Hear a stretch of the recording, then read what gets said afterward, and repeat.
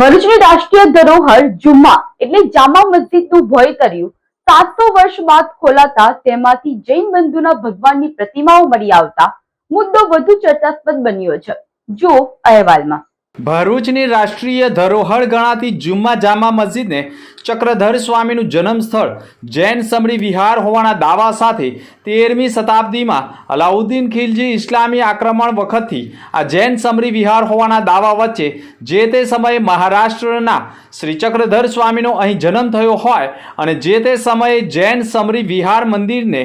જુમ્મા જામા મસ્જિદ તરીકે સ્થાપિત કરી હોવાના આક્ષેપ સાથે છેલ્લા 6 મહિનાથી મહારાષ્ટ્રના સુદર્શન નાગરાજ બાબા અને ભરૂચના મુક્તાનંદ સ્વામી તથા વિવિધ સંતોએ જુમ્મા જામા મસ્જિદને જૈન સમરી વિહાર હોય અને તેને જૈન સમરી વિહાર મંદિર તરીકે પુનઃ સ્થાપિત કરવાની માંગ સાથે છેલ્લા 6 મહિનાથી શક્તિનાથમાં અનશન આંદોલન રેલીઓ હસ્તાક્ષર સહી ઝુંબેશ સહિત વિવિધ કાર્યક્રમો થકી પુરાતત્વ વિભાગને જુમ્મા જામા મસ્જિદને મૂળ સ્થિતિમાં લાવવાની માંગ અને જુમ્મા જામા મસ્જિદમાં થઈ રહેલા ગેરકાયદેસર પ્રવૃત્તિ જેવી કે કબ્રસ્તાન ઊભું કરવું, વજૂખાનું ઊભું કરવું, લાઇટ પંખા રાખવા, પાણી કનેક્શન, કુલરો સહિતની ગેરકાયદેસર વસ્તુઓ પુરાતત્વને જાણ કર્યા વિના મૂકવામાં આવી હોય તેના પગલે પુરાતત્વ વિભાગે પણ કાર્યવાહી કરી છે।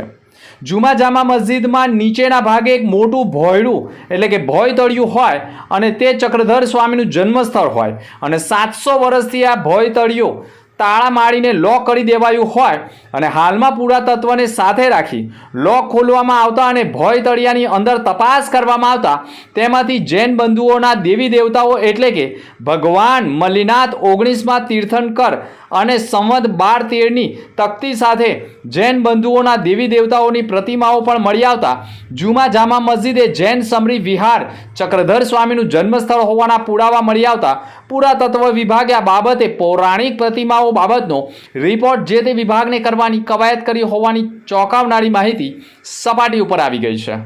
ભરૂચની જુમ્મા જામા મસ્જિદ એ જૈન સમરી વિહાર હોવાના દાવા મુક્તાનંદ સ્વામીએ કરી મહારાષ્ટ્રીયન ચક્રધર સ્વામીના અનુયાયીઓ સાથે છેલ્લા 6 મહિનાથી આંદોલન સાથે સંપૂર્ણ જુમ્મા જામા મસ્જિદની અંદર નિરીક્ષણ કરતા જુમ્મા જામા મસ્જિદના પિલ્લરોમાં જૈન મંદિરોમાં કોતરણી હોય તે પ્રકારેનું જ હોય અને જુમ્મા જામા મસ્જિદના ભોંય તળિયામાં વર્ષો પહેલા જે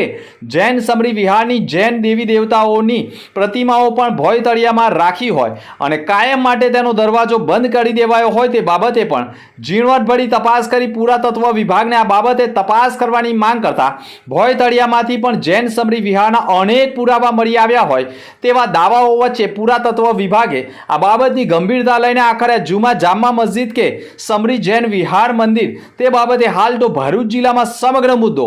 એટલો પેચિંદો બની ગયો છે કે જેને મુસ્લિમ બિરાદરો જુમ્મા મસ્જિદ તરીકે માની નમાજ અદા કરતા તે જુમ્મા જામા મસ્જિદ જૈન સમરી વિહાર હોવાના પ્રતિમાઓના પુરાવા મળતા સમગ્ર વિવાદ ક્યાં કેટલો અને કેવો રંગ ઊભો કરશે તે સૌ કોઈની નજર મંડળાઈ રહી છે।